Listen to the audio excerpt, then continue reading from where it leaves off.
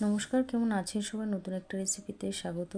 আজকে আমি বানাবো মাছের চপ। একদম সিম্পলভাবে ঘরে থাকা মশলা দিয়েই হয়ে যাবে।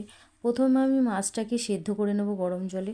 সেদ্ধ করে নিয়ে চামড়াটাকে ফেলে দিয়ে কাটা বেছে নেব। তারপরে কড়াই বসিয়ে সর্ষের তেল দিয়ে তার মধ্যে দিয়ে দেবো আদা রসুনের বাটা। আর তারপরে দিয়ে দেবো মাছটাকে ছাড়িয়ে রেখেছিলাম, ওটাকে দিয়ে দেবো। তারপর দিয়ে দেবো হলুদ গুঁড়ো, লঙ্কা গুঁড়ো, জিরে গুঁড়ো সামান্য। আর দিয়ে দেবো ঘরের উপর তৈরি করা মশলা, লেবুর রস দিয়ে দেবো, পরিমাণ মতো নুন দিয়ে দেবো। আর দিয়ে দেবো আলু সেদ্ধ, গরম মশলা।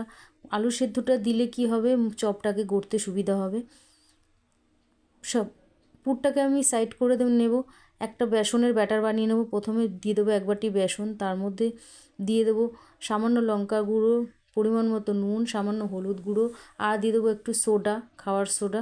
সব কিছুকে মিশিয়ে নিয়ে ভালো করে ফেটিয়ে নেব বেসনটাকে ফেটিয়ে নিয়ে তারপরে চপগুলোকে যেমন খুশি শেপ দিতে পারেন।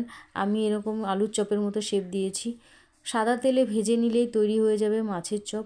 এইভাবে একবার বানিয়ে দেখতে পারেন। যারা মাছ পছন্দ করেন না তারা এইভাবে করে খেয়ে দেখতে পারেন, আর খুবই ভালো হয় খেতে। আমার রেসিপিগুলো কেমন লাগে অবশ্যই কমেন্ট করবেন।